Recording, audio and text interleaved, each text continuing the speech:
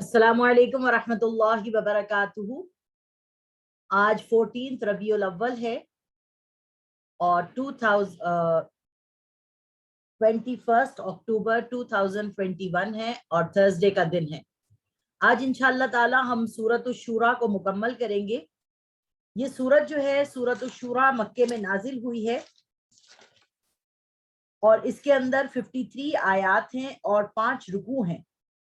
ये सूरत जो सूरत है इसके अंदर ये शुरू हुई 5 हरूफ मुक़त्तआत से, हामीम आइन सीन क़ाफ। और ये सूरत जो है वो इकामत दीन के लिए सबसे ज्यादा बेहतरीन सूरत है। इसके अंदर अल्लाह तबारक व तआला सिफात मोमिनीन बयान करेंगे कि वो लोग जो अल्लाह के दीन के लिए कबूल किए जाते हैं और अल्लाह के दीन को फैलाने के काम में लगते हैं, वो कौन लोग हैं, उनमें क्या सिफात होंगी और वो किस किस्म के लोग होंगे। तो उन आयात को पढ़ने से पहले ये हम शुरू की आयात की सूरत शुरा की आयात का जायजा ले लेते हैं आयत वाइज, और उसके बाद हम अपने सूरत को मुकम्मल करेंगे। आयत नंबर 1 से लेके 6 तक अजमत बारी ताला का बयान हमने पढ़ा। आयत नंबर 7 से 9 तक रसूलुल्लाह सल्लल्लाहु अलैहि वसल्लम के जिम्मे है पहुंचाना, अल्लाह के जिम्मे है हिसाब लेना। जो हुजूर की बात को मानेगा उसका हिसाब आसान होगा, जो हुजूर की बात नहीं मानेगा उसका हिसाब मुश्किल होगा। अल्लाह तबारक व तआला इन आयत नंबर 7 से 9 में ये बात बता रहे हैं। आयत नंबर 10 से लेके 12 में हाकिम अल्लाह ही को तस्लीम करो, यानी जो आपने अपने मुंह बोले खुदा बना रखे हैं और समझते हैं कि ये आपकी हाजत रवाई करेंगे, मुश्किल कुशाई करेंगे, अल्लाह तबारक व तआला ही हाकिम है और उसको हमें तस्लीम करना है। आयत नंबर 13 में इकामत दीन का हुक्म दिया गया है। हुजूर सल्लल्लाहु अलैहि वसल्लम की जितनी भी सुन्नतें हैं उनमें सबसे बड़ी सुन्नत जो हुजूर की है वो इकामत दीन है, यानी दीन को कायम करना अपने ऊपर भी और दीन को कायम करना अपने घर वालों के ऊपर भी, अपने निज़ाम के ऊपर भी, अपने कुनबे पर, अपने मुल्क में, हर जगह इकामत दीन का हुक्म हमें देने के लिए अल्लाह तबारक व तआला ने ये मिशन दिया है। आयत नंबर 14 में अहले किताब के इख्तिलाफ की वजह जो है वो जिद और तकब्बुर है। और आज भी जो है अगर हम देखें तो बहुत सारे फिरके बनते जा रहे हैं, बहुत सारे लोग अपनी अपनी किस्म की बातें करते जा रहे हैं और एक दूसरे की बात को हम सुनने को तैयार नहीं है, इसलिए क्योंकि हमारे अंदर जिद और तकब्बुर आ गया है। अगर हम यही चीज अपनी जिंदगी से निकाल दें, जिद और तकब्बुर, तो हमारी फैमिली लाइफ भी अच्छी हो सकती है। औलाद और माँ बाप की रिलेशनशिप, शागिर्द और उस्ताद की रिलेशनशिप, सारी चीजें जो है ना वो हमारी बेहतर हो सकती हैं सिर्फ जिद और तकब्बुर को छोड़ने के लिए।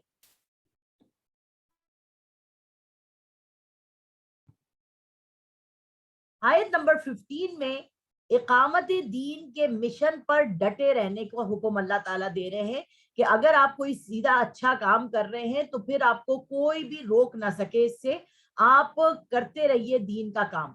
यहाँ पर हुजूर सल्लल्लाहु अलैहि वसल्लम के बारे में मैंने आपको बताया था कि हुजूर को फरमाया था लोगों ने, अगर तुम्हें शादी करनी है, कोई औरत चाहिए, पैसा चाहिए, बादशाहत चाहिए, हम तुम्हें सब देने को तैयार हैं, बस ये दीन के मिशन को छोड़ दो।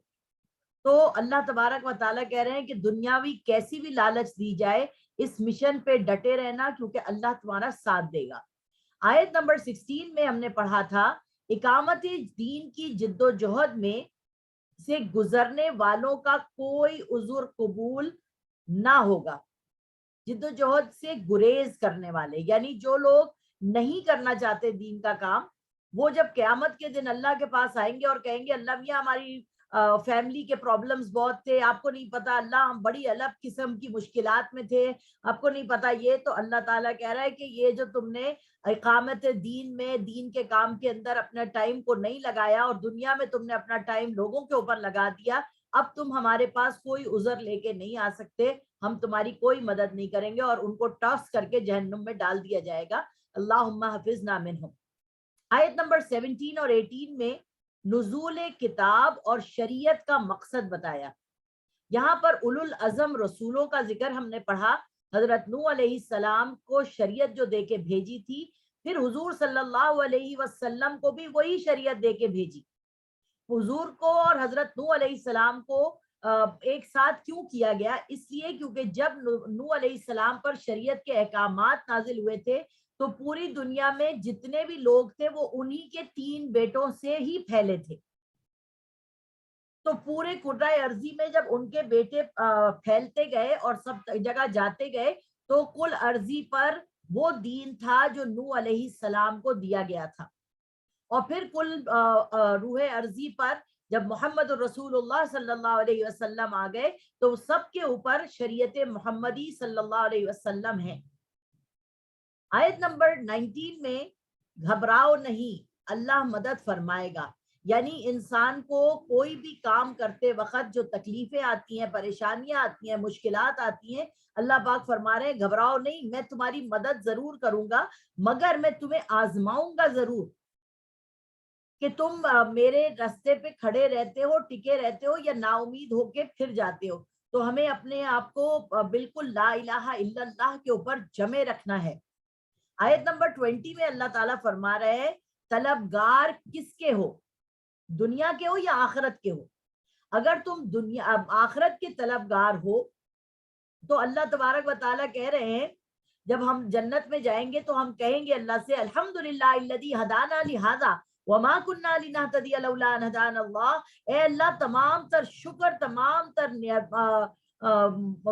تعریفیں تیرے لیے جس نے ہمیں ہدایت دی اور سیدھا رستے پہ ہمیں قائم رکھا اور ہمیں اس جنت کے اندر داخلے کی انٹری دی. تو اللہ تبارک و تعالیٰ کہہ رہے ہیں کہ اگر تم طالب آخرت ہو اور دنیا میں صبر کر رہے ہو، برداشت کر رہے ہو اور اللہ تبارک و تعالیٰ کے لیے لگے ہوئے ہو تو آخرت کا گھر تمہارے لیے ہی بنایا ہے خالصتاً.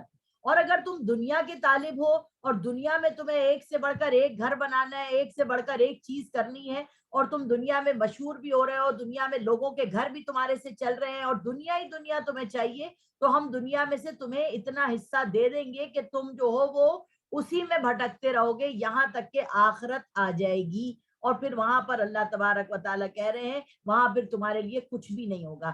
تو ہمیں جو چیز اس قرآن پڑھنے سے اب تک سمجھ میں آ رہی ہے وہ یہ آ رہی ہے کہ تمہیں اپنی فکر کرنی ہے. قرآن کہہ رہا ہے قو انفسکم واہلیکم نارا، پہلے اپنے آپ کو تو آگ سے بچاؤ، اس کے بعد اپنے گھر والوں کو آگ سے بچاؤ. ہمارے کیا کام ہے؟ ہم دوسرے کو بچانے کا پہلے کام کرنے کی کوشش کرتے ہیں اور اپنی فکر نہیں کرتے. اسی طریقے سے ہم مائیں جو ہیں، ہم بیویاں جو ہیں، ہم بہنیں جو ہیں، ہم کیا کرتی ہیں؟ اپنے آپ کو بھول جاتی ہیں، اپنی صحت کی فکر نہیں کرتی ہیں، اپنے اٹھنے بیٹھنے کی فکر نہیں کرتی، اپنے میاں کے پیچھے لگی ہوئی ہے خدمت میں، اپنی اولاد کی خدمتوں میں لگی ہوئی ہے، دنیا داری کی خدمتوں میں لگی ہوئی ہے. کبھی ساس کو راضی کرنا ہے، کبھی جٹھانی کو راضی کرنا ہے، کبھی کس کو راضی کرنا ہے. نہیں راضی کرنا تو کس کو؟ اللہ کو راضی نہیں کرنا. تو ایک اللہ کو اگر میں اور آپ راضی کر لیں گے تو تمام حقوق جو ہے نا وہ اس کے اندر میں آ جائیں گے اور اللہ تبارک و تعالی وہاں پر آپ کو بیلنس بتا دے گا کہ تمہیں شوہر کے حقوق کس طرح ادا کرنے ہیں، اللہ کے حقوق کس طرح ادا کرنے ہیں، نبی کے حقوق کس طرح ادا کرنے ہیں، گھر والوں کے حقوق، اولاد کے حقوق. یہ سارے حقوق آپ کو سمجھ میں آ جائیں گے اگر آپ طالب آخرت ہوں گی.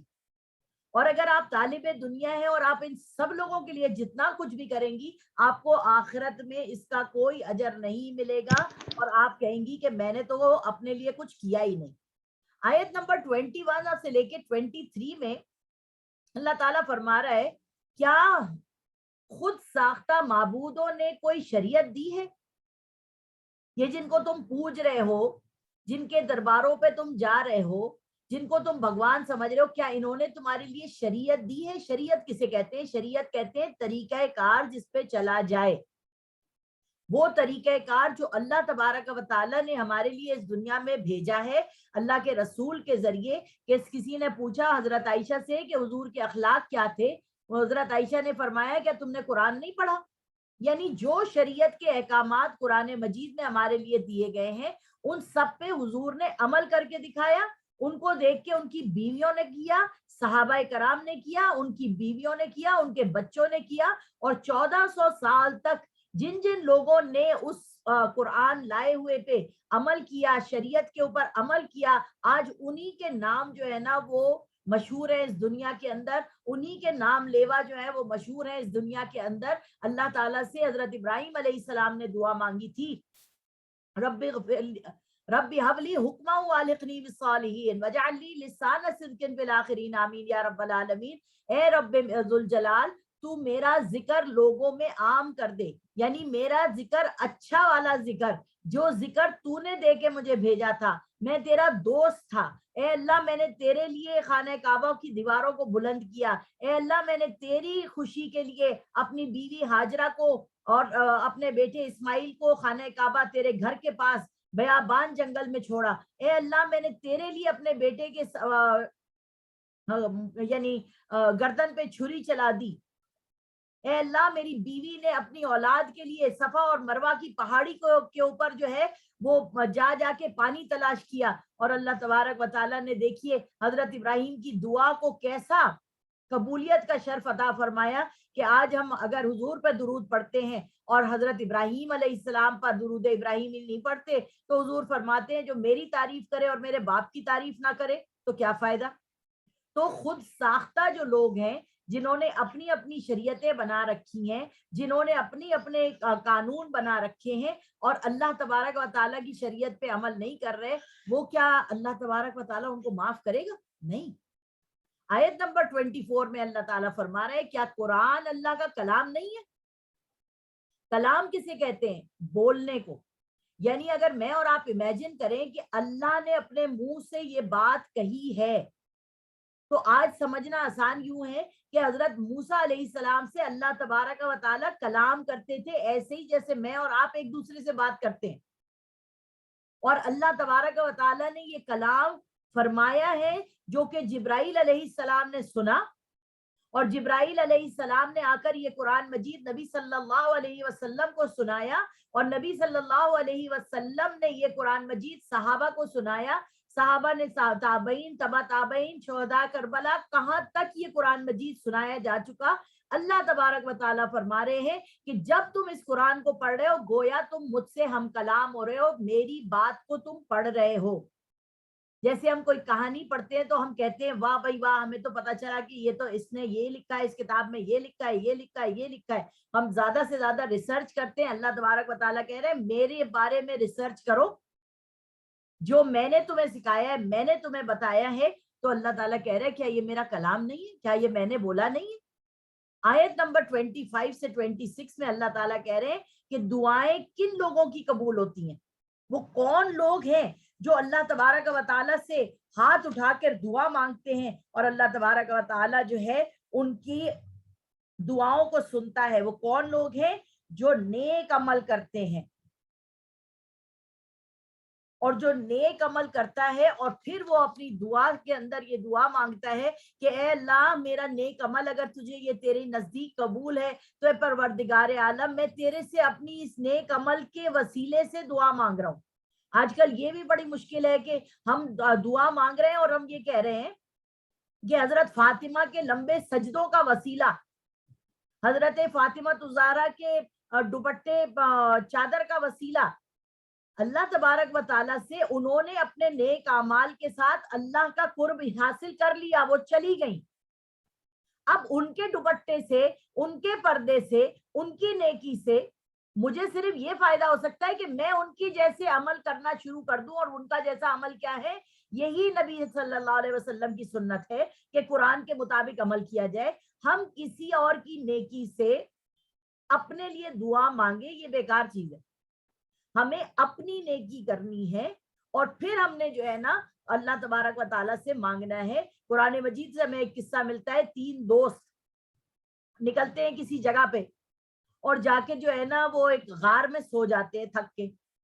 جب غار سے اٹھتے ہیں تو وہ غار کا ڈھکن جو ہے وہ بند ہو جاتا ہے اور وہ تینوں کے تینوں آدمی جو ہے وہ اس غار کے اندر بند ہو جاتے ہیں. اب وہ اس کو کھسکانے کی کوشش کر رہے ہیں مگر وہ کھسکتا نہیں ہے, وہ پتھر کھسکتا نہیں ہے. تو ان میں سے ایک بندہ دعا مانگتا ہے اور کہتا ہے اے اللہ میں اگر تجھے میری یہ نیکی پسند ہے کہ جب میں صبح سے شام تک کما کے لاتا ہوں کچھ کھانے کو تو ایک پیالہ دودھ کا سب سے پہلے میں اپنے ماں باپ کو پلاتا ہوں, اس کے بعد میں اپنی اولاد کو پلاتا ہوں. تو اگر اللہ پاک تجھے میری یہ نیکی پسند ہے تو اس پتھر کو کھسکا دے اور ہماری جان بچا لے. یہ دعا وہ کرتا ہے اور وہ پتھر کھسک جاتا ہے. اس نے کیا کیا؟ اس نے نہ تو حضرت امام حسن کا, امام حسین کا, نہ کسی اور کا وسیلہ مانگا. اس نے صرف اپنی نیکی جو اللہ تعالیٰ کے لیے وہ کر رہا تھا, خالصتاً کسی کو دکھائے بغیر, اس نے اس کا وسیلہ دیا اور کہا اللہ پاک میری یہ چیز دور کر دے. کہتے ہیں پتھر کھسکا. دوسرے نے اپنی دعا مانگی, پھر پتھر کھسکا. تیسرے نے اپنی دعا مانگی اور پھر پتھر کھسکا, اور تینوں بندے نکل کے باہر آ گئے. تو دعائیں کن کی قبول ہوتی ہیں؟ جو آیت نمبر 25 اور 26 میں ہے. میں آپ کو پھر سے اس کی آیت کا بتا دیتی ہوں کہ 25 اور 26 میں اللہ تبارک و تعالیٰ کیا فرما رہے. اور وہ ان کی دعائیں قبول کرتا ہے جو ایمان لاتے ہیں, نیک عمل کرتے ہیں, اور اپنے فضل سے ان کو بڑھا دیتا ہے, اور جو کافر ہیں ان کے لیے سخت عذاب ہے. دعائیں کن کی قبول کرتا ہے؟ وہی اپنے بندوں کی توبہ قبول کرتا ہے, اور وہی گناہوں کو معاف کرتا ہے, اور خوب جانتا ہے جو کچھ تم کرتے ہو. تو ہمیں کیا کرنا ہے؟ ہمیں اپنی دعاؤں سے, اپنے نیک عمل سے اللہ تبارک و تعالیٰ کو راضی کرنے کی کوشش کرنی ہے.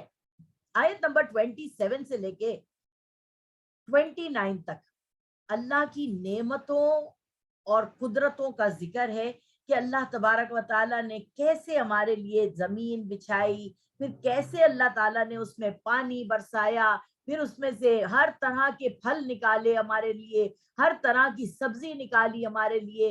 اللہ تبارک و تعالیٰ نے ہمارے لیے ہر جسم کو فائدہ دینے والی چیز بنائی ہے. آج آپ دیکھیے انٹرنیٹ کے اوپر آپ کو مل رہا ہے کہ اگر آپ کا کولیسٹرول زیادہ ہو گیا ہے تو آپ دھنیے کے پتوں کو ابالیے اور پی لیجئے, آپ کا کولیسٹرول صحیح ہو جائے گا. یہ کس نے شفا رکھی ہے؟ اس میں اللہ نے رکھی ہے. پیاز میں, لہسن میں, ادرک میں, ککڑی میں, ان چیزوں میں شفا دینے والا کون ہے؟ یہ ہمارے جسم کو بیلنس کرنے کے والا کون ہے؟ یہ اللہ رب العزت کی ذات ہے. اور ان سب چیزوں کو کرپٹ کرنے والے کون ہیں؟ وہ لوگ جو اپنی دوائیاں بیچنا چاہتے ہیں, وہ لوگ جو ہمیں اللہ سے دور کرنا چاہتے ہیں, اللہ کی نعمتوں سے دور کرنا چاہتے ہیں, چیزوں کو پیکٹوں میں کر کر کے خوبصورتی سے ہمیں سجا سجا کے دیکھ رہے ہیں, اور گند اندر بھرا ہوا ہے اور اوپر سے ہمیں اچھی چیز لگ رہی ہے. تو اللہ تبارک و تعالیٰ یہی بتا رہا ہے آپ کو کہ ریالٹی کچھ اور ہے, اور یہ ڈسیپشن ہے جس کے اندر میں اور آپ پڑھتے چلے جا رہے ہیں. اللہ تعالیٰ میری بھی اور آپ کی بھی حفاظت فرمائے. اب ہم آ رہے ہیں آیت نمبر 30 سے 31 میں. آفات انسان کے گناہوں کی وجہ سے آتی ہیں. ہم پہ جو بھی آفتیں آ رہی ہیں, مشکلات آ رہی ہیں, وہ ہماری گناہ ہیں جن کی وجہ سے یہ آفتیں اور مشکلیں ہمارے اوپر آ رہی ہیں. ٹھیک ہے. اب دیکھیے میں آپ کو مثال دیتی ہوں. میں جب عمرے پہ گئی سب سے پہلے, تو میں نے جو صفا اور مروہ پہاڑی ہے, اس صفا مروہ پہاڑی پہ میں اور میرے میاں چڑھے تھے, اور ہم نے وہاں پہ جا کر اللہ تعالیٰ سے کھڑے ہو کے دعا مانگی تھی. اس کے اوپر چڑھنے کے بعد خانہ کعبہ کے اوپر نظر پڑے اور وہاں پر آپ کھڑے ہو کے دعا مانگے, سنت ہے. ٹھیک ہے. اب ہمارے ہی گناہ ایسے ہیں, ہماری حرکتیں ایسی ہیں کہ میں نے یہ دیکھا کہ بہت سے لوگ اس پہاڑی کے اوپر چڑھ کے, صفا پہاڑی پہ چڑھ کے, یعنی نوکیلی چیزوں سے نام لکھ رہے ہیں,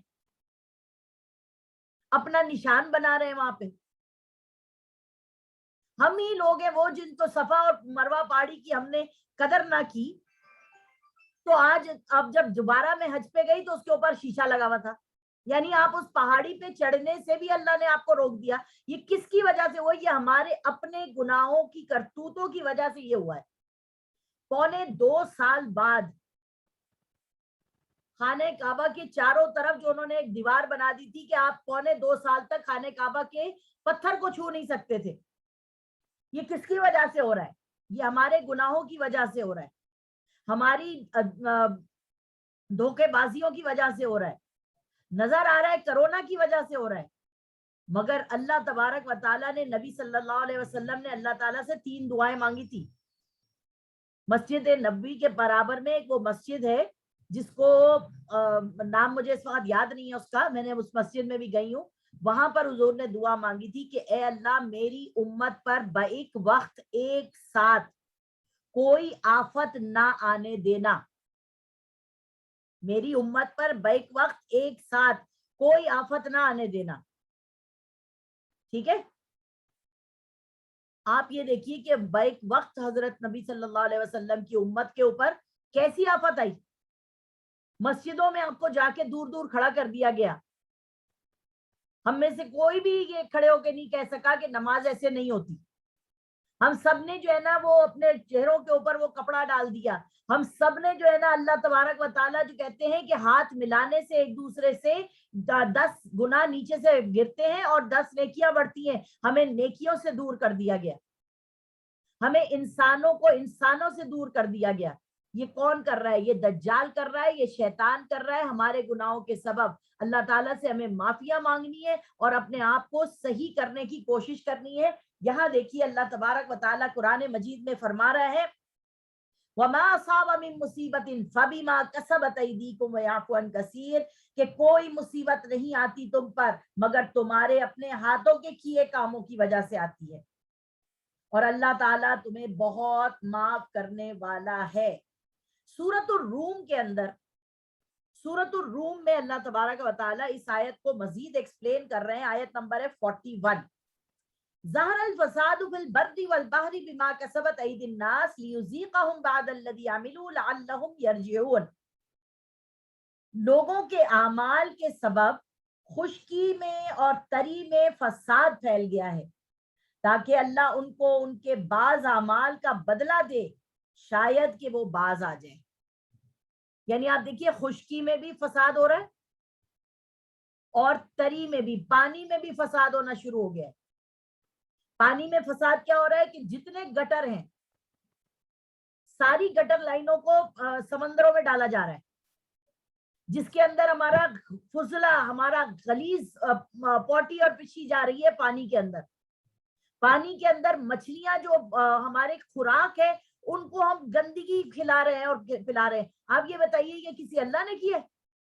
یہ انسانوں نے کیا ہے کہ اپنا فضلہ جو ہے وہ گند جو ہے وہ پانی کے اندر ڈال رہے ہیں. اللہ تبارک و تعالیٰ کہہ رہے ہیں زمین میں تم نے کیا فساد کیا کہ آج زمین جو ایگریکلچر لینڈ ہے اس کے اوپر ہم نے کھڑے ہو کر اپنے اپنے گھر بنا لیے اور پلاٹ بنا لیے, اور ایگریکلچر زمینوں کے اوپر ہم نے کیا کیا, واش رومز بنا دیے. جہاں پر اللہ تبارک و تعالیٰ نے ہمارے لیے کھیتیاں اگائی تھی, ہمارے لیے اناج اگایا تھا, آج اسی پیراگون سٹی کے اندر ہم جو ہے اپنے گھروں میں گٹر بنا کے, واش رومز بنا کے آج اسی زمین کے اوپر ہگ رہے موت رہے. اور جب ہمارے پاس یہ اگانے کے لیے جگہ نہیں رہے گی, جب ہمارا ایگریکلچر لینڈ سارا کا سارا اسی گھروں کے نظر ہو جائے گا تو ہم کھائیں گے کہاں سے؟ اللہ تبارک و تعالیٰ کہہ رہے ہیں تمہارے عمل کی وجہ سے, انسان کو کہہ رہا ہے اللہ تمہارے عمل کی وجہ سے خشکی میں بھی اور تری میں بھی, سمندروں میں بھی فساد آ گیا ہے. اللہ تعالیٰ قرآن میں کہہ رہا ہے ہم نے پانی اتارا تھا تاکہ اس پانی کے ذریعے تمہیں پاک کر دیں, اور تم نے اس کے اندر ناپاکی کو ایڈ کر دیا. آپ دیکھیے ہمارے پاس تو پاکستان میں میٹھا پانی ہے, دبئی میں جو کھارا پانی ہے اس کے لیے کتنی لاکھوں کی مشینیں لگا کر اس پانی کو پینے کے قابل کرتے ہیں وہ لوگ. ہمیں اللہ تبارک و تعالیٰ کا کتنا شکر ادا کرنا چاہیے, مگر ہم نے اپنے ملک میں فساد پھیلا دیا. آیت نمبر 41 سورۃ الروم میں اللہ خود فرما رہا ہے. آگے دیکھیے اللہ تبارک و تعالیٰ سورۃ التغابن میں کیا فرما رہے ہیں. سورۃ التغابن کی آیت نمبر 11 میں اللہ فرما رہا ہے ما صاب من مصیبت الا باذن اللہ ومن یؤمن باللہ یہد قلبہ واللہ بکل شیء علیم. کوئی مصیبت بغیر اللہ کے حکم کے نہیں آتی, اور جو اللہ پر ایمان لاتا ہے وہ اس کے دل کو ہدایت کرتا ہے, وہ ہر چیز پر قادر ہے. اب دیکھیے یہ آیت جو ہے یہ بالکل کانٹرڈکٹ کر رہی ہے ان دونوں آیتوں سے. ایک مصیبت وہ ہے کہ جو آپ کی کردہ ہے, جو میں نے ابھی آپ کے سامنے بتایا, سمندروں میں گند ڈالنا, ایگریکلچر لینڈ کے اوپر بڑی بڑی آپ کی سٹیز بنا دینا, یہ کس کا قصور ہے؟ یہ ہمارا قصور ہے. اور ایک قصور اللہ کہہ رہا ہے ما صاب من مصیبت الا باذن اللہ، تم پہ کوئی مشکل پریشانی نہیں آتی مگر اللہ کی طرف سے آتی ہے۔ یہ مشکل پریشانی کون سی ہے؟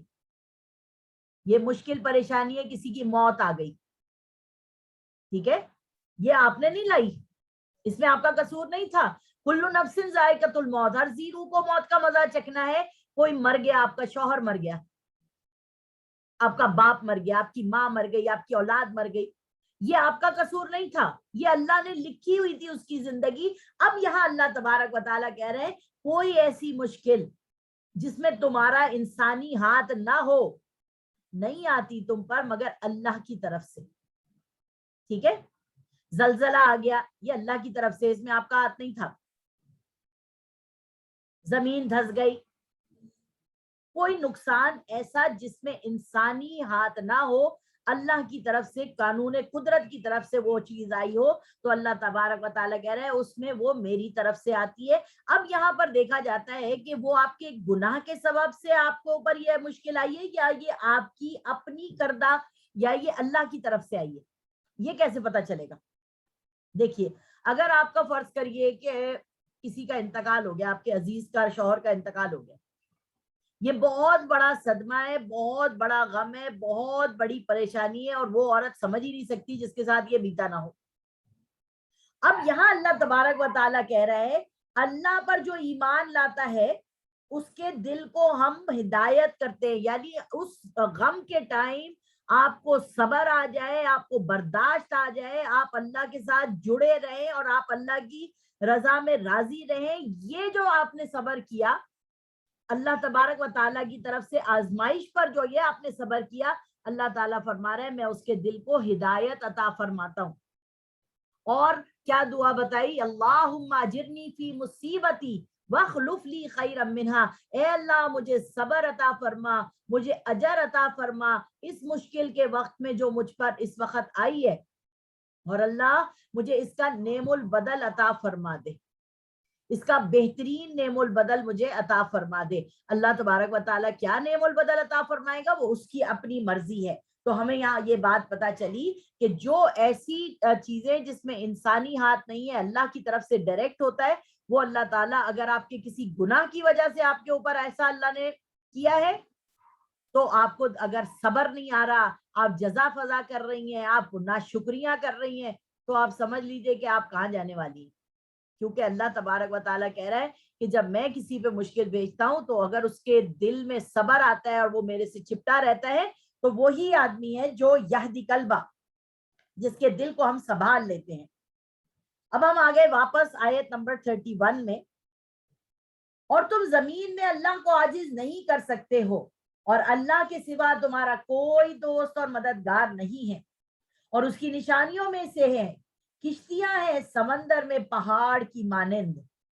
اب دیکھیے کشتیاں کتنی بڑی بڑی چل رہی ہوتی ہیں، جتنی اوپر کشتی ہوتی ہے اتنی ہی نیچے ہوتی ہے، اور اللہ تبارک و تعالیٰ نے حضرت نوح علیہ السلام کو یہ کشتی بنانا سکھائی، اور خود اللہ تعالیٰ کہہ رہے ہیں بِأَعْيُنِنَا، تم ہماری آنکھوں کے سامنے ہی کشتی بنا رہے ہو۔ اللہ تبارک و تعالیٰ نے خود کشتی بنانی سکھائی، اور اس کو پانی کے اوپر اللہ تعالیٰ نے ایسا رکھا سرفیس کے اوپر کہ اس میں ہزاروں کروڑوں ٹن لوہا لگا ہوا ہے اب تو، اور اس میں کتنی بڑی بڑی چیزیں اور کتنے سارے لوگ ہیں، اور وہ پانی کے اندر چیرتی ہوئی پانی کو چلی چلی جا رہی ہوتی ہے۔ مگر جب انسان کہتا ہے میں نے ایسی کشتی بنائی کہ جو ڈوب نہیں سکتی ٹائٹینک کی طرح، تو اللہ تبارک و تعالیٰ یہ بھی دکھا دیتا ہے کہ اس کشتی کو تھامنے والا بھی میں ہوں، اگر میں نہیں تھاموں اس کشتی کو، میں نہیں تھاموں جہاز کو، تو یہ کہیں بھی نہیں رہ سکتے، کچھ بھی نہیں ہو سکتا۔ تو اسی لیے ہمیں اللہ تعالیٰ نے دعائیں سکھائی ہیں، سبحان الذی سخر لنا ھذا وما كنا له مقرنین وانا الی ربنا لمنقلبون۔ اگر اللہ چاہے تو ہوا کو روک دے تو وہ کشتیاں سمندر کی سطح پر کھڑی رہ جائیں، بے شک اس میں ہر صبر کرنے والے، شکر کرنے والے کے لیے نشانیاں ہیں۔ اللہ تعالیٰ فرما رہا ہے سورہ رحمان میں فَبِأَيِّ آلَاءِ رَبِّكُمَا تُكَذِّبَانِ، کون کون سی میری قدرت کی تم نشانیوں کا انکار کرو گے، کون کون سی چیزوں کا انکار کرو گے۔ اور یہ جو ہوائیں ہیں، یہ ہوا چلتی ہے تو کشتی چلتی ہے، یہ جو ستارے ہیں یہ رستہ بتاتے ہیں کہ یہاں ادھر نارتھ ہے, ادھر ساؤتھ ہے, ادھر ایسٹ ہے, ادھر ویسٹ ہے. یہ سارے نقشے جو ہیں یہ اللہ تبارک و تعالیٰ نے کس کے لیے کام میں لگائے ہوئے؟ آپ کے کام میں اور میرے کام میں لگائے ہوئے. اب یہاں جو آیات آ رہی ہیں اس وقت, یا ان کشتیوں کو ان کے اعمال بد کے سبب تباہ کر دے, اور بہت سے آدمیوں سے اللہ درگزر کرتا رہتا ہے, اور ان لوگوں کو جان لیں جو ہماری آیات میں جھگڑے نکالتے ہیں, ان کے لیے رہائی کی کوئی جگہ نہیں ہے. اللہ تبارک و تعالیٰ یہاں پہ الٹیمیٹم دے رہے ہیں کہ جو لوگ ہماری آیات میں غلطیاں نکال رہے ہیں ان کے لیے کوئی جگہ نہیں ہے جس کے اندر وہ جا سکیں. اب یہاں سے جو آیت نمبر آ رہی ہے, آیت نمبر 36 سے لے کر 39 43 تک, اس میں اللہ تبارک و تعالیٰ جو ہے نا وہ ہمیں کیا کہہ رہا ہے, اقامت دین کے لیے جد و جہد جو لوگ کرتے ہیں نا ان کی اوصاف کیا ہیں, ان کی نشانیاں کیا ہیں, ان کو اپنے اندر کیا پرسنالٹی ڈیولپمنٹس کرنی چاہیے کہ وہ جو ہے نا جب کبھی اللہ کے ذکر کو, اللہ کے دین کو قائم کرنے جائیں تو ان کی پرسنالٹی میں یہ چیزیں ہونی ہی چاہیے. دیکھیے ہم نے آیت نمبر 32 سے لے کے 35 تک بحری جہاز اللہ کی عظیم نشانی اور نعمت ہے, یہ پڑھ لیا. اب ہم آیت نمبر 36 سے 39 پڑھ رہے ہیں, اقامت دین کے لیے جد و جہد کرنے والوں کے اوصاف. نمبر 1, وما اوتیتم من شیء فمتاع الحیات الدنیا وما عند اللہ خیر. تو جو مال و متاع تم کو دیا گیا ہے وہ دنیا کی زندگی کے فائدے کے لیے ہے, اور جو اللہ کے پاس ہے وہ اس سے کہیں بہتر اور قائم رہنے والا ہے. ان لوگوں کے لیے ہے جو ایمان لائے اور اپنے رب پر بھروسہ رکھتے ہیں. یعنی یہاں پہ پہلی صفت آپ کو یہ بتائی گئی ہے کہ اگر اللہ تبارک و تعالیٰ نے آپ کو پیسہ دیا ہے اور اللہ تبارک و تعالیٰ نے آپ کو صلاحیت دی ہے, تو یہ جو چیز ہے, یہ پیسہ جو ہے, یہ صلاحیت جو ہے, یہ آپ کے جو جذبے جو ہیں, یہ آپ کی اولادیں جو ہیں, اس کو آپ نے کیا کرنا ہے, دین کے کاموں میں جتنا زیادہ لگائیں گے تو اللہ تعالیٰ بہت غیرت مند ہے, وہ آپ کو اس کا ڈبل ٹرپل کر کے لگا کے دے گا. اور اللہ تبارک و تعالیٰ قرآن میں یہ بھی فرما رہے ہیں, قُلْ مَنْ حَرَّمَ زِینَةَ اللَّهِ الَّتِي أَخْرَجَ لِعِبَادِهِ وَالطَّیِّبَاتِ مِنَ الرِّزْقِ, تم پہ کس نے حرام کیا ہے اچھا کھانا, پہننا, رہنا, سونا, جاگنا؟ اللہ نے تو نہیں حرام کیا, یہ تو تمہارے لیے ہی ہے, یہ تمہاری سکون کے لیے ہے, تمہارے آرام کے لیے ہے. جیسے میں یہ کہتی ہوں میرے کمرے کا اے سی ہے, اگر میں اس کے اندر صبح شام بیٹھ رہی ہوں, بل میرا بہت زیادہ آ رہا ہے, تو اگر یہ چیز میں دیکھوں کہ میں اس کے اندر بیٹھ کے کیا کر رہی ہوں, میں اگر قرآن کا مطالعہ کر رہی ہوں, میں قرآن پڑھ رہی ہوں, میں سبق یاد کر رہی ہوں, میں لوگوں کو پڑھا رہی ہوں, دین کی چیز کر رہی ہوں, اور اپنے آپ کو گرمی سے بچا رہی ہوں کیونکہ میرے کو گرمی میں فرسٹریشن ہوتی ہے, تو یہ میرا اس اے سی میں رہنا کیا فائدے مند ہے یا نقصان دہ ہے؟ یہ فائدے مند ہے. کیوں؟ کیونکہ مجھے اپنی پرسنالٹی کا پتا ہے کہ مجھے گرمی لگتی ہے, میں گرمی میں بیٹھ کے کوئی کام نہیں کر سکتی, تو میرے جو وسائل ہیں اس وسائل میں نے اگر اے سی چلا لیا تو یہ میری لگژری نہیں ہے, یہ میری نیسیسٹی بن گئی. اللہ تعالیٰ کہہ رہا ہے کس نے حرام کیا تم پر اچھا کھانا, پہننا, کپڑے؟ کسی نے نہیں کیا, یہ تو تمہارے لیے ہے. مگر اگر میں انہی چیزوں کو استعمال کرتی ہوں اور میں غلط کاموں میں لگی ہوئی ہوں, میں دنیا کمانے میں لگی ہوئی ہوں, دنیا برباد کرنے میں لگی ہوئی ہوں, گناہ جاریہ کرنے میں لگی ہوئی ہوں, تو یہی چیزیں میرے لیے عذاب کا باعث بنیں گی. اللہ تبارک و تعالیٰ فرما رہا ہے کہ جو دنیا کے وسائل کو اپنے کام میں لا رہا ہے اور دین کا کام ساتھ میں کر رہا ہے, تو یہ ساری چیزیں بہتر ہیں, اور اس سے بہتر انشاءاللہ تعالیٰ ہم قیامت کے دن ان کو دیں گے. اور یہاں پر اللہ تعالیٰ دوسری صفت ان کے لیے یہ بیان کر رہا ہے کہ جو ایمان لاتے ہیں اور اللہ پر بھروسہ رکھتے ہیں, یقین کرتے ہیں اللہ تبارک و تعالیٰ کی ذات پر کہ اللہ تبارک و تعالیٰ نے جو کچھ بھی دیا ہے مجھے اس کو میں صحیح استعمال کروں گی, تو اللہ تعالیٰ وہاں پر دو چند زیادہ سے زیادہ کر کے مجھے دے گا. ٹھیک ہے, یہ بھروسہ آپ کے اندر ہونا چاہیے, چاہے آپ کے پاس وسائل ہیں یا نہیں ہے. آپ کو کسی سے صدقہ جاریہ لے کر کام کرنا ہے یا آپ کو خود اپنے پیسے کو لگا کے کام کرنا ہے, تو میں یہ کہتی ہوں کہ اللہ تعالیٰ سے یہ دعا ہے میری ہمیشہ سے کہ اللہ تبارک و تعالیٰ مجھے خود تو اتنا دینا کہ مجھے کسی سے لینے کی ضرورت نہ پڑے، اور جو میرا مال میری کمائی ہے اللہ تبارک و تعالیٰ وہی میں آگے لوگوں کے لیے خرچ کروں، صدقہ جاریہ میں خود خرچ کروں، تاکہ اس کا ثواب اور اجر مجھے مل سکے۔ اور اللہ تبارک و تعالیٰ اگر میرے پاس نہیں ہے تو ایسے لوگ عطا فرما جو دوسروں کے لیے اور آخرت میں اپنے اجر کے لیے کام کرنے کی کوشش کرتے ہیں۔ تیسری صفت ان میں کیا ہوتی ہے؟ والذین یجتنبون کبائر الاسم والفواحش، اور جو لوگ بڑے گناہوں اور بے حیائی کے کاموں سے پرہیز کرتے ہیں۔ ٹھیک ہے، یہاں پر اللہ تبارک و تعالی ہمیں ایک بات یہ بھی سمجھا رہے ہیں کہ وہ لوگ جو ہے نا وہ ایک تو بڑے گناہ کیا ہے؟ زنا نہیں کرتے، جھوٹ نہیں بولتے، کسی کا مال نہیں غصب کرتے، کسی کو دھوکہ بازی نہیں کرتے، یہ سب گناہ کی باتیں، یہ سب غلط باتیں، کسی کا مذاق نہیں اڑاتے۔ آج تو ہم نے جو ہے وہ اس چیز کو بڑا اچھا سمجھا ہوا ہے کہ کوئی کسی کو ہنساتا ہے، ہائے عمر شریف کی ہمیں یاد بڑی آئے گی، بہت ہنساتا تھا ہمیں، بہت مزہ کراتا تھا ہمیں، اب ہمیں ویسا آدمی نہیں ملے گا، ہائے یہ کپل شرما کتنا زبردست ہمیں ہنساتا ہے، یہ کیا کر رہے ہیں؟ یہ جھوٹ بول بول کے ہمیں ہنسا رہے ہیں اور ہم ہنس رہے ہیں۔ اور اللہ تبارک و تعالیٰ فرما رہے ہیں کہ وہ ہلاک اور برباد ہے وہ شخص کہ جو جھوٹ بول کے دوسرے کو خوش کرنے کی کوشش کر رہا ہے۔ یعنی سچ کی جو ڈیفینیشن ہے نا وہ ختم ہو گئی ہے، اور جھوٹ کے اوپر، غلط چیزوں کے اوپر ہم لوگ خوش ہونے لگے کہ کم سے کم پیسہ تو آ رہا ہے نا، چلو بس۔ یہ چیز اللہ تعالیٰ فرما رہے ہیں، جو بڑے بڑے گناہوں سے اپنے آپ کو بچاتا ہے اور بے حیائی کے کاموں سے پرہیز کرتا ہے۔ آگے اللہ تعالیٰ کیا فرما رہے ہیں؟ فواحشہ کا جو لفظ ہے وہ حامیم سجدہ میں اللہ تعالیٰ فرما رہے ہیں آیت نمبر 36 میں، وَلَا تَسْتَوِي الْحَسَنَةُ وَلَا السَّيِّئَةُ ادْفَعْ بِالَّتِي هِيَ أَحْسَنُ فَإِذَا الَّذِي بَيْنَكَ وَبَيْنَهُ عَدَاوَةٌ كَأَنَّهُ وَلِيٌّ حَمِيمٌ وَمَا يُلَقَّاهَا إِلَّا الَّذِينَ صَبَرُوا وَمَا يُلَقَّاهَا إِلَّا ذُو حَظٍّ عَظِيمٍ وَإِمَّا يَنزَغَنَّكَ مِنَ الشَّيْطَانِ نَزْغٌ فَاسْتَعِذْ بِاللَّهِ إِنَّهُ هُوَ السَّمِيعُ الْعَلِيمُ۔ اللہ تعالیٰ فرما رہے ہیں کہ جو لوگ بڑے بڑے گناہوں سے بچ رہے ہیں ان کی کیا ہے کہ جو نیکی اور بدی دونوں برابر نہیں ہے۔ اللہ تعالیٰ کہہ رہے ہیں نیکی اور بدی دونوں برابر نہیں ہے، آپ اچھے برتاؤ سے ٹال دیا کریں، پھر یکا یک آپ اس شخص کو جو آپ کا دشمن تھا دیکھیں گے کہ وہ آپ کا دلی دوست بن گیا۔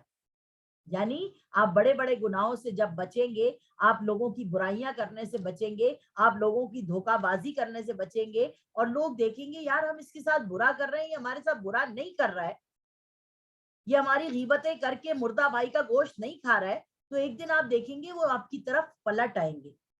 آگے اللہ تعالیٰ اسی سورہ حمیم سجدہ میں کہہ رہا ہے، اور یہ بات انہی لوگوں کو حاصل ہوتی ہے جو برداشت کرنے والے ہیں۔ اگر مجھے کوئی گالی بکے اور میں اس کو گالی بک سکتی ہوں تو میں بھی بکوں گی، اور اگر میں دیکھ رہی ہوں کہ میں تو بک ہی نہیں سکتی تو میں اس کو نہیں بکوں گی، مگر میں دیکھ رہی ہوں میں بک سکتی ہوں اور میں نہیں بک رہی اور میں صبر کر کے بیٹھ رہی ہوں، تو اللہ تبارک و تعالیٰ کہہ رہے ہیں جو برداشت کرنے والے ہیں وہی بہت بڑے نصیبوں والے ہیں۔ اور اگر آپ کو شیطان کی طرف سے کوئی وسوسہ پیدا ہو جائے نا بری بات کرنے کا، تو فاستعذ باللہ، تو شیطان مردود سے اللہ تعالیٰ کی پناہ مانگ لے، بے شک اللہ تعالیٰ خوب سننے والا اور خوب جاننے والا ہے۔ دیکھیے کوئی کتنا بھی نیک ہو نا، کوئی کتنا بھی اچھا ہو، انسان کو شیطان غصہ دلا کر اس کے منہ سے کوئی غلط بات کہلوا دیتا ہے، تو اگر کبھی شیطان آپ کے پیچھے پڑ جائے جیسے ہم سب کے پیچھے پڑ جاتا ہے، تو فاستعذ باللہ، اعوذ باللہ من الشیطان الرجیم پڑھ لیں، پانی پی لیں، کھڑی ہیں تو بیٹھ جائیں، بیٹھی ہیں تو لیٹ جائیں، یعنی اس جگہ سے دور ہو جائیں جہاں پر آپ کو غصہ آ رہا ہے، تو جب آپ جگہ بدل دیں گی تو وہ غصہ آپ کا جو ہے وہ اپنے آپ کو بھول جائے گا۔ تو یہاں پر یہ دوسری صفت بتا دی گئی کہ جو اپنے آپ کو بڑے بڑے گناہوں سے بچائیں گے وہ لوگ ہوں گے۔ چوتھی صفت ہے وَإِذَا مَا غَضِبُوا هُمْ يَغْفِرُونَ، اور جب ان کو غصہ آتا ہے تو وہ معاف کر دیتے ہیں۔ اب غصہ جو آ رہا ہے ان کو تو معاف کر دیتے ہیں۔ اب آپ کو میں نے اس دن حدیث سنائی تھی کہ حضرت علی رضی اللہ تعالیٰ عنہ ایک آدمی کے وہ مکہ مار رہے تھے، اسے مار رہے تھے، اس نے تھوک دیا حضرت علی کے منہ پہ, حضرت علی اٹھ گئے, ارے بھائی کیوں, اب تو اور مارو. انہوں نے کہا کہ پہلے میں تمہیں اللہ کے لیے مار رہا تھا, اب اگر میں تمہیں مارتا تو اس میں بھی شامل ہو گیا تھا. سمجھ آ رہی ہے؟ نبی صلی اللہ علیہ وسلم کے بارے میں تمام ازواج مطہرات کہتی ہیں حضور کو غصہ کبھی نہیں آتا تھا. تو غصہ نہ آنا کوئی اچھی بات نہیں ہے, مگر اپنی بات پہ غصہ نہیں آتا تھا کہ کسی نے ان کے حقوق ادا نہیں کیے یا ان کے لیے کوئی ایسا غصہ نہیں. مگر ہاں اگر اقامت دین میں دین کی بات پر کسی نے کوئی غلط بات کہہ دی تو حضور صلی اللہ علیہ وسلم کا چہرہ مبارک لال ہو جاتا تھا غصے سے. تو غصہ کیا ہے؟ غصہ اٹ سیلف کوئی بری چیز نہیں ہے, یا غصہ نہ کرنا اٹ سیلف کوئی اچھی چیز نہیں ہے, بلکہ اللہ تبارک و تعالیٰ ہمیں یہ بتا رہے ہیں کہ جس وقت غصہ کرنا ہے دین کی حمیت کے لیے غصہ کرو. اس بات کے لیے غصہ نہیں کرو کہ میرے کو گرم پانی پینا تھا اور تم نے ٹھنڈا لا کے دے دیا, تم نے میرے کپڑے استری کیوں نہیں کیے, تم نے میرا فلانا کام کیوں نہیں کیا, اور بیوی پہ یا شوہر پہ یا بچوں پہ آپ چیخ رہے ہیں کسی ایسے کام کے لیے, وہ چیز کا غصہ اللہ تبارک و تعالیٰ کو پسند نہیں ہے. مگر جو دین کی حمیت کے لیے آپ کو غصہ آ رہا ہے, کسی نے غلط بات اللہ اللہ کے رسول کے لیے کہہ دی, اس پہ آپ کو غصہ آ رہا ہے, تو وہ غصہ آپ کو آنا بہت ضروری ہے. یہاں پر اللہ تبارک و تعالیٰ کہہ رہے ہیں کہ جو لوگ اپنے اوپر اپنے کسی حقوق کو زائل کرنے پہ غصہ کرنا چاہ رہے ہیں اور پھر وہ اس غصے کے اوپر معاف کر دیتے ہیں, یہ بہت بڑی صفت ہے جو ان کے اندر اقامت دین والوں میں آنی چاہیے. مثال کے طور پہ میں کسی کو کہتی ہوں دیکھیے آپ یہ جو شادیوں میں اتنا ڈھول ڈباڑا کر رہے ہیں یہ نہ کریں, اور اگلا پلٹ کے یہ کہتا ہے آپ اپنے کام سے کام رکھیے, نکلیے یہاں سے چلیے, تو اب آپ کو غصہ آئے گا کہ میں بڑی تھی اور میں نے اس کو بات سمجھائی اور اس نے مجھے ایسا کہا, تو میں اس کو یو شٹ اپ کہوں اس سے پہلے میں وہاں سے معاف کر کے چلی جاتی ہوں. ٹھیک ہے, تو یہ چیز اللہ تعالیٰ کہہ رہا ہے کہ آپ کر سکتے ہیں. 5ویں صفت آپ میں کیا ہے؟ وَالَّذِينَ اسْتَجَابُوا لِرَبِّهِمْ, اور جو اپنے رب کا فرمان قبول کرتے ہیں. یعنی جب اللہ نے کوئی حکم دے دیا, جیسے اللہ تعالیٰ نماز کے لیے اذان دلواتے ہیں اور اس میں کہتے ہیں حی علی الفلاح حی علی الصلاح, آپ نے یہ آواز کو قبول کیا اور آپ اس آواز کے اوپر لبیک کر کے چلی گئیں, یہ وہ کام ہے جو اللہ تبارک و تعالیٰ آپ سے چاہتے ہیں کہ جب اللہ کا کوئی حکم آ جائے تو آپ فوراً اس کے اوپر عمل کریں. وَإِقَامُ الصَّلَاةِ, اور نماز کی پابندی کریں. ایک تو نماز پڑھنا ہے اور ایک نماز کی پابندی کرنا ہے کہ ایک نماز سے دوسری نماز کا آپ کو پتہ ہونا چاہیے.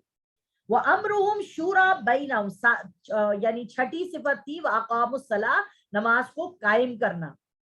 7ویں صفت ان میں کیا ہونی چاہیے؟ وَأَمْرُهُمْ شُورَىٰ بَيْنَهُمْ, اور آپس میں ہر کام جو کرے نا وہ مشورے سے کریں. یہاں پر جو ہے نا یہ چیز ہم بہت ختم کر چکے ہیں. سورہ آل عمران کی آیت نمبر ہے 159. یہاں پر اللہ تبارک و تعالیٰ ہمیں کیا سکھا رہے ہیں کہ دیکھیے ہم کوئی کام کر رہے ہوتے ہیں تو ہمیں چاہیے اپنے شوہر سے مشورہ کر لیں, ہمیں چاہیے اپنی دادی سے مشورہ کر لیں, نانی سے مشورہ کر لیں, کسی سے مشورہ کر کے پھر ہمیں کام کرنا چاہیے.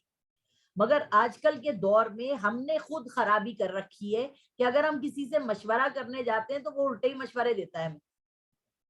مگر آپ کو کسی بھی چیز کے بارے میں اگر پوچھنا ہے تو آپ کو یہ دیکھنا ہوگا کہ یہ شخص مجھے صحیح مشورہ دیتا ہے یا نہیں دیتا. یا آپ اپنے مشورے کو اگر آپ کسی سے پوچھ کے کوئی کام نہیں کرتی تو پھر آپ کو کوئی پرابلم آ جاتی ہے, تو اللہ تبارک و تعالیٰ آپ کو یہ کہہ رہا ہے کہ وَأَمْرُهُمْ شُورَىٰ بَيْنَهُمْ, کہ جب بھی کوئی کام کرو تو بیٹھ کر مشورہ کر کے اور سب کی رائے سنو, کرو وہی جو تمہیں کرنا ہے. مگر ہو سکتا ہے کہ کسی کی رائے تمہیں پسند آئے اور تم اس کے مطابق جو ہے وہ عمل کر لو, یہ زیادہ بہتر ہے.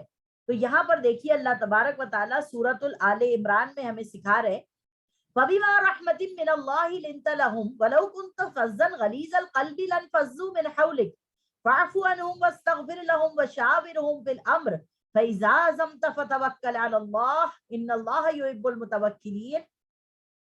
غزوہ احد کے اندر جو ہے جب صحابہ کرام کو حضور نے فرمایا تھا کہ اس درے کے اوپر کھڑے ہو جاؤ اور وہاں سے ہلنا نہیں, چاہے ہماری بوٹیاں بھی نوچ لی جائے, اور صحابہ کرام نے جب جیت لی جنگ اور وہاں سے وہ اتر گئے اور مسلمانوں کو شکست ہوئی, ٹھیک ہے, اور بہت سے صحابہ کرام شہید ہو گئے, تو اس وقت جو ہے نا حضور صلی اللہ علیہ وسلم کا بہت دل دکھا.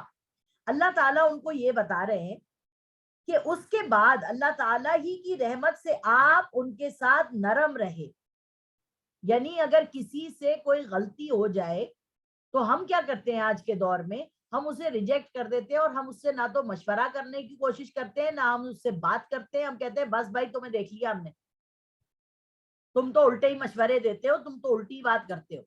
یہاں اللہ تعالیٰ کہہ رہے ہیں فَبِمَا رَحْمَةٍ مِّنَ اللَّهِ لِنْتَ لَهُمْ, اے نبی صلی اللہ علیہ وسلم اگر آپ تند خو, بد مزاج, بدتمیز ہوتے تو یہ جو صحابہ کرام چاروں طرف آپ کے رہ رہے ہیں نا, یہ سب کے سب آپ سے دور بھاگ جاتے, یہ آپ کے ساتھ نہ ہوتے. یہ آپ کے ساتھ اس لیے کیونکہ آپ ان کو محبت دے رہے ہیں, ان کو پیار دے رہے ہیں, ان کے لیے آپ فکر مند ہوتے ہیں. آپ تو ان کو آسمان پر اللہ کے پاس معراج پہ جا کر ان کے لیے صلاۃ و سلام لے کے آئے ہیں صحابہ کرام کے لیے. تو یہ تو صحابی آپ کے ساتھ اس لیے جڑے ہوئے کہ آپ اتنے نرم دل ہیں اور سب کچھ ہے. تو اے نبی صلی اللہ علیہ وسلم آپ جو کچھ ان سے ہو گیا آپ ان کو معاف کر دیجئے, ٹھیک ہے, اور ان کے لیے استغفار کیجئے. استغفار سے مراد یہ ہے کہ اللہ تعالیٰ سے بھی معافی مانگیے کہ اللہ میرے صحابہ ہیں, انسان ہے, انسان سے غلطی ہو گئی, اللہ میں بھی معاف کر دوں, اور پھر دل سے معاف کروں کہ پھر اس کے بعد وہ بات دوبارہ دہراؤں نہیں کہ دیکھیں تمہیں یاد ہے تم نے پہلے کیا کیا تھا میرے ساتھ. نہ, یہ بات دہرانی نہیں ہے. اللہ میرے دل سے بھی میں انہیں معاف کر دوں اور تو بھی معاف کر دے. اور ان سے خاص خاص باتوں میں مشورہ لیتے رہا کیجئے. پھر جب آپ رائے پختہ کر لیں تو اللہ پر اعتماد کیجئے, بلا شبہ اللہ اعتماد کرنے والوں سے محبت کرتا ہے. یہاں کیا بات آپ کو پتا چلی, یہاں پہ یہ بات پتا چلی کہ اگر کبھی آپ کو کسی نے غلط مشورہ دے دیا, وہ بھی انسان ہے, تو یہ نہیں کہ پھر اگلی دفعہ آپ اس سے مشورہ نہ لیں, بلکہ آپ اس سے مشورہ لیں. میں آپ کو کہہ رہی ہوں ہر کسی سے مشورہ لیں, مگر کریں وہ جو آپ کو کرنا ہے. اور ہر کسی سے بھی مشورہ نہیں لیا جاتا. یہاں پر دیکھنا پڑتا ہے کہ جب آپ کسی سے مشورہ لے رہے ہیں اس کا دین کیسا ہے, اس کا ایمان کیسا ہے, کچھ اسے قرآن حدیث کا پتہ ہے یا نہیں پتا, یہ سب چیزیں آپ کو دیکھنی ہوتی ہیں. اس پہ بھی میں آپ کو حدیث سنا دیتی ہوں. نبی صلی اللہ علیہ وسلم کے پاس کچھ صحابہ کرام آئے اور انہوں نے نہیں, حضور صلی اللہ علیہ وسلم صحابہ کرام کے پاس ایک باغ میں گئے, کھجور کے باغ میں. وہ تعبیر نخل کر رہے تھے, یعنی فیمیل اور میل پودوں کو جو ہے نا وہ صحابہ کرام رسی سے باندھ کے کچھ اس طرح سے جو گارڈننگ کرتے ہیں نا لوگ, وہ کرتے تھے. تعبیر نخل, اس کی شاخ اس میں لگا دی, کچھ میل فیمیل کا اس طریقے سے وہ جگاڑ کرتے تھے. تو نبی صلی اللہ علیہ وسلم نے جب دیکھا تو انہوں نے کہا یا اگر تم لوگ ایسا نہ کرو تو کیا ہے, یہ تو اللہ تعالیٰ نے درخت بنائے, سب چیز کی ہے, یہ جو تم لوگ ان کو جوڑنے کی کوشش کر رہے ہو آپس میں, یہ سب کر رہے ہو, یہ نہ کرو تو کیا ہے, اللہ دے گا پھل. حضور صلی اللہ علیہ وسلم نے یہ بات کہہ دی. اب جب کہہ دی تو صحابہ کرام کے لیے تو یہ بس قرآن کی آیت تھی, بھائی حضور نے فرما دیا کہ یہ کیا کرنے کی ضرورت ہے تو ہم نہیں کریں گے. تو اس سال کیا ہوا, پھل کم آیا. تو کچھ صحابہ کرام نے حضور صلی اللہ علیہ وسلم کے پاس جا کے فرمایا کہ یا رسول اللہ, آپ نے کہا تھا کہ یہ جو ہم تعبیر نخل کرتے ہیں نہ کرو تو کیا, تو ہم نے نہیں کی اس سال, تو ہمارا پھل جو ہے نا وہ اس سال بہت کم آیا.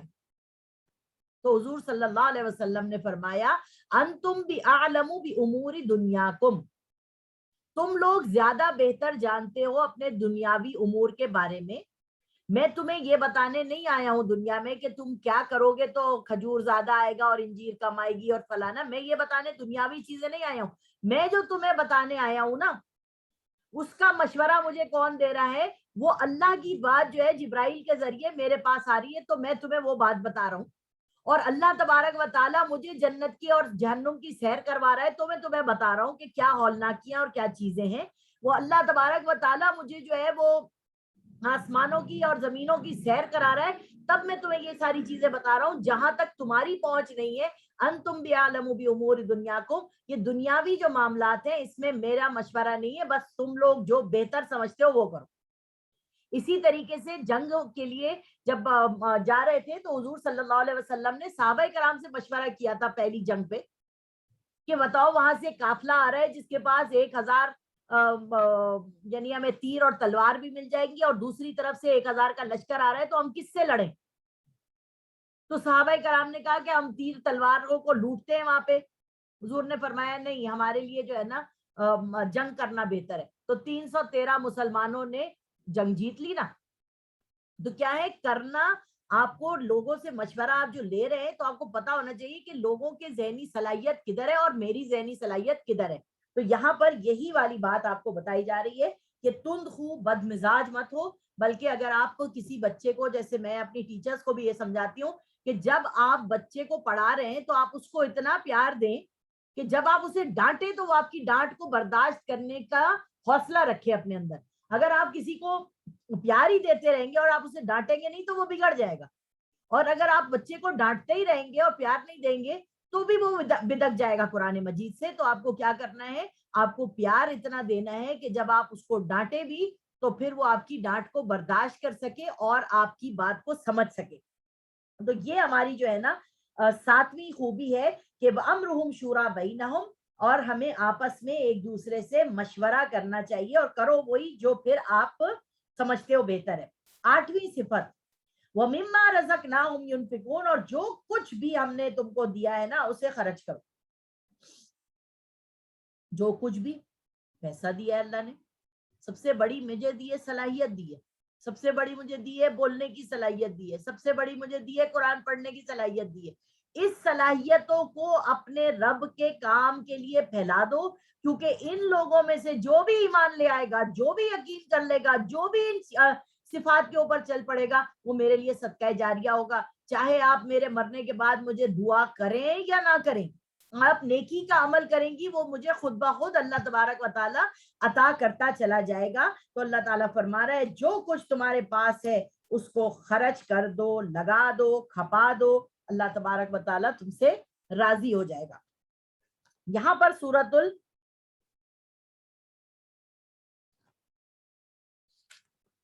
आयत नंबर आ गई है 39। ये इकामत दीन की जिद्दोजहद में जा रही है आयतें। अब यहाँ पर जो है नंबर 1 से फिर बात शुरू हो रही है। और जो ऐसे हैं कि जब उन पर जुल्म होता है तो वो बराबर का बदला लेते हैं। अब यहाँ पर आपको 5 पहले तो बात बता दी, कितनी आपको सिफात बताई कि आपके अंदर ये 8 क्वालिटीज होनी चाहिए। अब आप इकामत दीन को कर रहे हैं तो अब आपको अल्लाह तबारक व ताला ये बात बता रहे हैं कि जब हम मक्के में थे तो अल्लाह ताला के रसूल ने फरमाया था कि आपने लड़ना नहीं है। अगर आपको एक थप्पड़ मारे कोई तो आपने दूसरा गाल आगे करना है ना कि यहाँ पर भी मार लो भाई, कोई बात नहीं। आपने जो है रिटेलिएट नहीं करना, अपने सबर से कुफू आइदियाकुम अपने हाथों को बांध के रखना है। यहाँ अल्लाह तबारक व ताला आपको यही बात बता रहे हैं कि इकामत दीन पे ये भी आयात है। और जो ऐसे हैं कि जब उन पर जुल्म होता है तो वो बराबर का बदला लेते हैं, और बुराई का बदला उसी तर्ज की बुराई है। फिर जो दरगुजर कर दे और दुरुस्तगी कर ले तो उसका बदला अल्लाह के जिम्मे है। बिलाशुबा अल्लाह जालिमों को पसंद नहीं करता। यहाँ पर अल्लाह तबारक व ताला आपको बता रहे हैं कि अगर आपको किसी ने एक थप्पड़ मारा तो आपका भी हक है कि आप उसे थप्पड़ मार दो, मगर हुजूर ने फरमाया कि वो जो थप्पड़ की इंटेंसिटी है ना वो उतनी होनी चाहिए जितनी उसने मारी थी। तो क्या आप बता सकती हैं कि मेरा हाथ जो है वो इतना भारी है, जब मेरे हाथ से किसी का थप्पड़ पड़ेगा तो उसका तो मुंह घूम जाएगा, पता ही नहीं चलेगा वो आ रहा है कि जा रहा है। और जब आप अपने पतले से हाथों से थप्पड़ मारेंगी मुझे तो वो इतना जोर का थोड़ी होगा, उससे तो मेरा मुंह भी नहीं हिलेगा। तो अल्लाह ताला कह रहा है कि तुम लेना है बदला तो बराबर का लो बिल्कुल, और अगर बराबर का बदला नहीं ले सकते हो तो फिर माफ कर दो, दरगुजर कर दो और अल्लाह के हवाले कर दो उस बंदे को। तो ये भी एक मोमिन बंदे की सिफत है कि बहुत सारी चीजों में जब आप किसी कोई आपके साथ बुरा कर रहा होता है आप उसके साथ वही किस्म का बुरा कर सकते हैं, मगर आप ये सोचते हैं कि हो सकता है मैं ज्यादा ही जुल्म कर दूं इसके ऊपर, तो भाई अल्लाह मियां मैं तेरे हाथ में मामला छोड़ता हूँ, तू जान और तेरा काम जाने, मेरे को नहीं लेना इससे बदला। अगर आपने ये कर दिया ना तो अल्लाह तबारक व ताला आपकी बराबर का बदला उस शख्स से ले लेगा। جب اللہ تبارک و تعالیٰ برابر کا بدلہ اللہ آپ کی طرف سے لے رہا ہے تو پھر آپ کو کیا پرابلم ہے کہ آپ پیچ و تھاپ کھاتی رہے کہ اس نے میرے ساتھ یہ برا کیا تھا اور یہ برا کیا تھا اور یہ برا کیا تھا. اللہ تبارک و تعالیٰ جو ہے وہ خود ہی کر لے گا.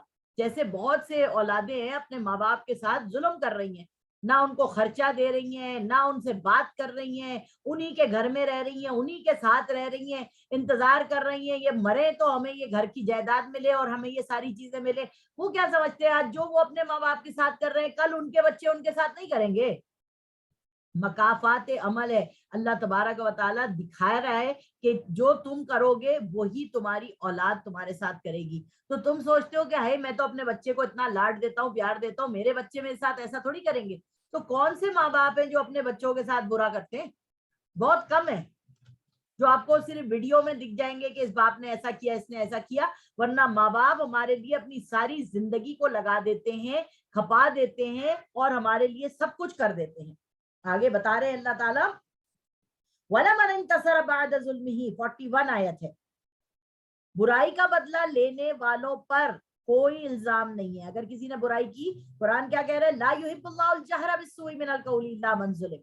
اللہ کو زبان سے بری بات نکالنا پسند نہیں ہے مگر اگر کسی نے میرے ساتھ برا کیا ہے اور میں برائی کا بدلہ برا کہہ کے اس کو لے لیتی ہوں تو اللہ تعالیٰ میرے پہ کوئی مشکل نہیں ڈالے گا, معاف کر دیتی ہوں, درجہ بلند ہو جائے گا, ورنہ کوئی مصیبت کی بات نہیں ہے. فرمایا اور جو برابر کا بدلہ لے لے بعد اس کے کہ اس پر ظلم ہوا تو ایسے لوگوں پر کوئی گناہ نہیں ہے.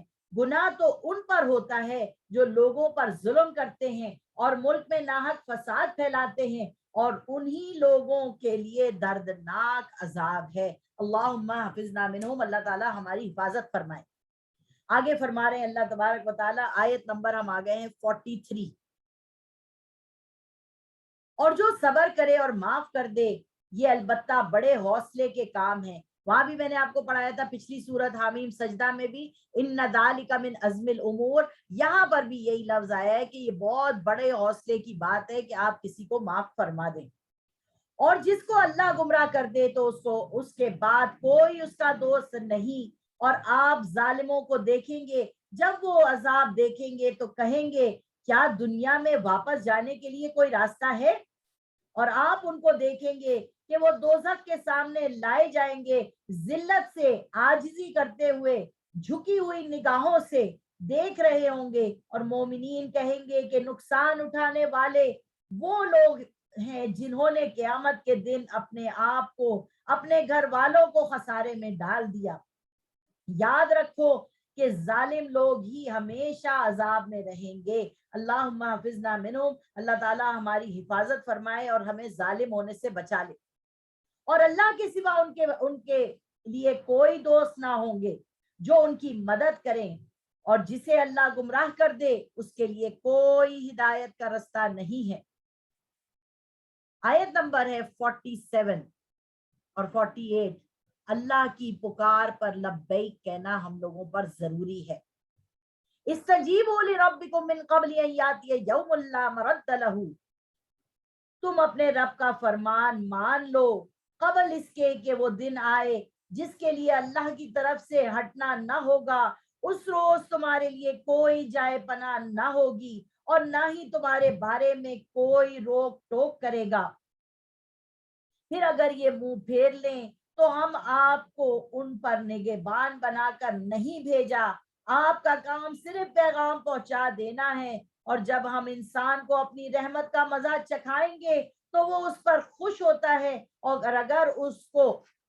اگر ان کو اعمال کے سبب جو پہلے ہاتھ کر چکے ہیں کوئی تکلیف پہنچاتے ہیں بلا شبہ انسان بڑا ہی ناشکرا ہے. یہاں اللہ تعالیٰ فرما رہے جب اچھائی کرا رہا ہوں تو واہ واہ واہ واہ, اور جب ہم ان کی ہی کرتوت کی وجہ سے ان کے اوپر کوئی مشکل آتی ہے, پریشانی آتی ہے, عذاب آتا ہے تو وہ اللہ کی ناشکری کرنے لگ جاتے ہیں. آیت نمبر ہم پڑھ رہے ہیں 49 اور 53 آیات ہیں سورت کی, اور یہ سورت مکمل ہو جائے گی. وَلِلَّهِ مُلْكُ السَّمَاوَاتِ وَالْأَرْضِ يَخْلُقُ مَا يَشَاءُ يَهَبُ لِمَن يَشَاءُ اناسا وَيَهَبُ لِمَن يَشَاءُ الذُّكُورَ. آسمان اور زمین کی بادشاہت اللہ کے لیے ہے, جو چاہتا ہے پیدا کر دیتا ہے, جسے چاہتا ہے بیٹیاں عطا کرتا ہے، جسے چاہتا ہے بیٹے عطا کرتا ہے، یا ان کو بیٹے اور بیٹیاں دونوں عطا کرتا ہے۔ یہاں بتا رہے ہیں کہ جس کو چاہتا ہے بیٹیاں عطا کرتا ہے۔ لوط علیہ السلام کی بیٹیاں ہی بیٹیاں تھیں، ٹھیک ہے۔ ابراہیم علیہ السلام کو اللہ نے 2 بیٹے اسماعیل اور اسحاق عطا فرمائے، اور اللہ تعالیٰ نے نوح علیہ السلام کو بیٹیاں بھی دی اور بیٹے بھی دیے، اور نوح علیہ السلام کے 3 بیٹے حام، سام، یافس سے جو ہے وہ پوری امت چلی ہے۔ دونوں عنایت فرماتا ہے، اور جسے چاہتا ہے بے اولاد رکھتا ہے، بے شک وہ خوب جاننے والا اور خوب قدرت رکھنے والا ہے۔ وما كان لبشر ان يكلمه الله الا وحيا او من وراء حجاب او يرسل رسولا فيوحي باذنه ما يشاء انه عليم حكيم۔ کسی بشر کے لیے یہ ممکن نہیں کہ اللہ اس سے بات کرے، یعنی اللہ تعالیٰ ہمیں ہماری حیثیت دکھا رہا ہے کہ تمہارے میں کوئی اوقات نہیں ہے کہ تم مجھ سے بات کرو، ٹھیک ہے۔ اللہ سے کوئی بات نہیں کر سکتا ڈائریکٹ، مگر اللہ تعالیٰ نے کیا کیا، مجھے اور آپ کو نماز عطا فرمائی کہ ہم جب کھڑے ہوتے ہیں اور ہم کہتے ہیں الحمدللہ رب العالمین، اللہ جواب میں کہتا ہے حمدنی عبدی۔ ہم کہتے ہیں الرحمن الرحیم، اللہ کہتے ہیں اثنا علی عبدی۔ ہم کہتے ہیں مالکی یوم الدین، مجدنی عبدی، یہ اللہ کے جواب ہیں۔ اور یہاں اللہ تبارک و تعالیٰ کہہ رہے ہیں کسی انسان کی یہ حیثیت نہیں ہے کہ وہ مجھ سے کلام کر سکے، ہاں وحی کے ذریعے، اللہ وحین، یہ کہ اللہ تعالیٰ وحی کے ذریعے ہم سے بات کرتا ہے۔ یہ قرآن پورا وحی کے ذریعے ہمیں اتارا گیا ہے۔ او من وراء حجاب، یا پردے کے پیچھے سے اللہ تعالیٰ بات کرتے ہیں، جیسے موسیٰ علیہ السلام سے اللہ تعالیٰ نے کلام کیا، اس دنیا میں کھڑے ہو کے حضرت موسیٰ علیہ السلام اللہ کی آواز کو سنتے تھے۔ او یرسل رسولا فیوحی باذنہ ما یشاء، یا کوئی فرشتہ بھیج دے پھر وہ اللہ کے حکم سے جو چاہے پیغام پہنچا دے، بلا شبہ وہ اعلیٰ ہے، بڑی حکمتوں والا ہے۔ اب یہاں پہ جو ہے نا اللہ تبارک و تعالیٰ آپ کو یہ بھی بات بتا رہا ہے کہ حضرت موسیٰ علیہ السلام پر جو اللہ نے ان سے بات کی وہ کیا کی تھی، پردے کے پیچھے سے۔ او یرسل رسولا فیوحی باذنہ ما یشاء، اور سارے نبیوں سے کس طرح اللہ تعالیٰ نے بات کی، جبرائیل علیہ السلام لے کے آئے کتاب۔ اور اللہ وحین کا کیا مطلب ہے، اس کو کہتے ہیں انٹیوشن، القاء، الہام۔ یعنی آپ کبھی کبھی دیکھتی ہیں کہ آپ کے دل میں کوئی بات اللہ تعالیٰ اچھی ڈال دیتا ہے، اسی وقت آپ کو ایک بات آپ سے پوچھی جاتی ہے، اسی وقت اللہ اس کا جواب آپ کے منہ میں ڈال دیتا ہے۔ یہ کیا ہے، یہ القاء ہے، اللہ تبارک و تعالیٰ کا ہمارے دل میں اچھی بات ڈال دینا۔ کیوں؟ کیونکہ میں نے آپ کو بتایا جو شخص نماز پڑھتا ہے اللہ اس سے محبت کرتا ہے، جو نوافل کے ذریعے اللہ کا ذکر کرتا ہے اللہ اس کے ہاتھ بن جاتا ہے، ناک بن جاتا ہے، کان بن جاتا ہے، زبان بن جاتا ہے جس سے وہ بولتا ہے۔ تو اللہ وحین کا مطلب ہے اللہ تعالیٰ آپ کو ایسا انٹیوشن دیتا ہے کہ آپ کے دل سے ایسی بات نکل آتی ہے کہ وہ بات جو ہے نا لوگ کہہ اٹھتے ہیں واہ کیا بات کیا۔ وَكَذَلِكَ أَوْحَيْنَا إِلَيْكَ رُوحًا مِّنْ أَمْرِنَا مَا كُنْتَ تَدْرِي مَا الْكِتَابُ وَلَا الْإِيمَانُ وَلَكِنْ جَعَلْنَاهُ نُورًا نَهْدِي بِهِ مَن نَّشَاءُ مِنْ عِبَادِنَا وَإِنَّكَ لَتَهْدِي إِلَىٰ صِرَاطٍ مُّسْتَقِيمٍ۔ اور اسی کی طرف ہم نے اپنے حکم سے آپ کے پاس روح یعنی جبرائیل کو بھیجا۔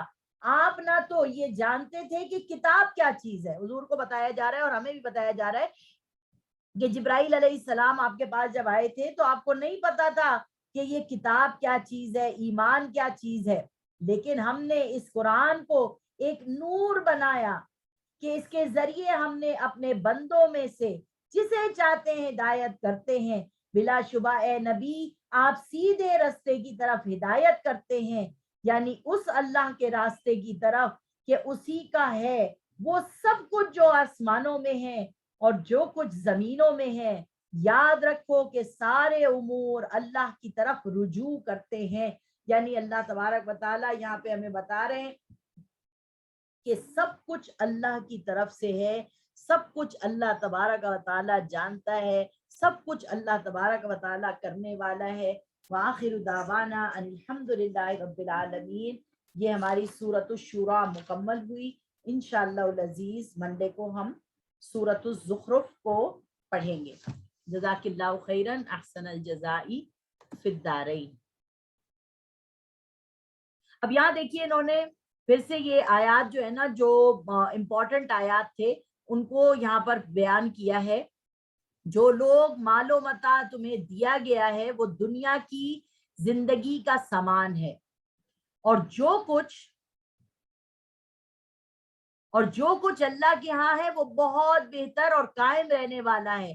یعنی ان لوگوں کے لیے جو ایمان لائے اور اپنے پروردگار پر بھروسہ رکھتے ہیں، اور جو بڑے بڑے گناہوں اور بے حیائی کی باتوں سے بچتے ہیں، اور جب غصہ آتا ہے تو معاف کر دیتے ہیں، یہ بہترین لوگ ہیں. اللہ تعالیٰ یہ صفات ہم میں بھی عطا فرما دے. آسمانوں اور زمین کی تمام بادشاہت اللہ ہی کی ہے. وہ جو چاہتا ہے پیدا کرتا ہے، جسے چاہتا ہے بیٹیاں عطا کرتا ہے، جسے چاہتا ہے بیٹے عطا کرتا ہے، یا ان کو دونوں بیٹے اور بیٹیاں دونوں عطا فرماتا ہے. اور اللہ تعالیٰ جسے چاہتا ہے بے اولاد رکھتا ہے. وہ جاننے والا ہے، وہ قدرت والا ہے. ہم نہیں جانتے کہ کیوں کسی کو اللہ تعالیٰ نے بے اولاد رکھا ہے. اللہ تبارک و تعالیٰ کی قدرت کاملہ سے اللہ تبارک و تعالیٰ جانتا ہے. اس میں کیا بہتری ہے وہ ہم نہیں جانتے، اللہ جانتا ہے. انشاءاللہ تعالیٰ ملاقات ہوگی منڈے کو.